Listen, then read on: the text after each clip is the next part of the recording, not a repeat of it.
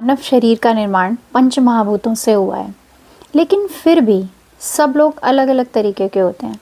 किसी की skin dry होती है, किसी की ऑयली होती है, किसी के बाल काले होते हैं, किसी के बचपन से ही ब्राउन टिंच में होते हैं, किसी की आंखें छोटी होती हैं, किसी की बड़ी होती हैं, किसी की आदतें ऐसी होती हैं कि वो बहुत जल्दी जल्दी काम करते हैं, किसी की स्लो होती हैं, किसी की स्पीड अच्छी होती है चलने की, किसी की स्लो होती है, किसी को गुस्सा बहुत जल्दी आता है, किसी को गुस्सा बहुत धीरे धीरे आता है या नहीं आता है, और किसी के नेल्स स्किन बहुत शाइनी होती है, किसी की रफ़ एंड ड्राई होती है। तो अलग अलग तरीके के लोग क्यों होते हैं, इस चीज़ को बोलते हैं प्रकृति। आयुर्वेद में अलग अलग तरीके के लोगों की अलग अलग प्रकृति होती है, जिसका विवरण आयुर्वेद की संहिताओं में किया गया है, जिसमें हम कहते हैं वात, पित्त और कफ 3 दोष होते हैं जो कि पंच महाभूतों के परम्यूटेशन और कॉम्बिनेशन से बनते हैं।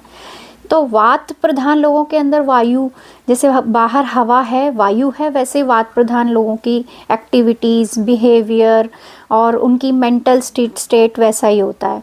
पित्त प्रधान लोगों के जैसे कि आग होती है, अग्नि, वैसा ही उनका बिहेवियर, फिजिकल कैरेक्टर्स और मेंटल एक्टिविटी उसी तरीके की होती है। और कफ प्रधान लोगों के अंदर भारीपन, हैवीनेस होता है, जैसे कि पृथ्वी महाभूत, जल महाभूत होते हैं। उसी तरह उनके फिज़िकल कैरेक्टर्स, उनकी मेंटल एक्टिविटी, उनके बात करने का तरीका, उनके बिहेवियर भी उसी तरीके के होते हैं।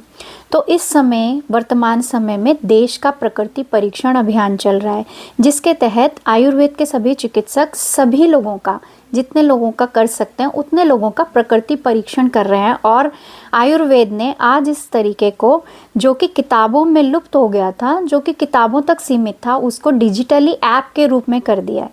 अब ऐप के रूप में है तो डिजिटली ही आयुर्वेद के चिकित्सक जब आम जनता से कुछ प्रश्न करते हैं तो वो ऐप के अंदर ही बहुत सारे प्रश्नों के जवाब देने के बाद आपकी प्रकृति का एनालिसिस कर लेते हैं।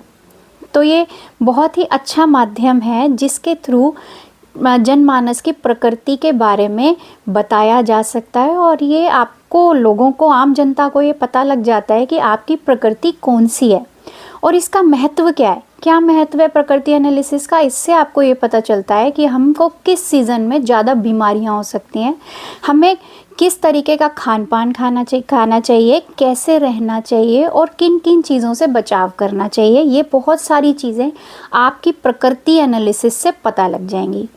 तो मैं सभी से अपील करती हूँ कि आप अपने आसपास के आयुर्वेदिक चिकित्सक के पास जाइए और अपना प्रकृति परीक्षण करवाइए, और उसके साथ साथ आपको डिजिटली एक प्रकृति परीक्षण का सर्टिफिकेट भी मिलता है, जिसके और आपको जानकारी भी मिलती है जिसके द्वारा कि आपको कैसे रहना है और आपकी प्रकृति कौन सी है। तो एक बहुत ही अच्छा माध्यम है, इसको फॉलो करिए। धन्यवाद।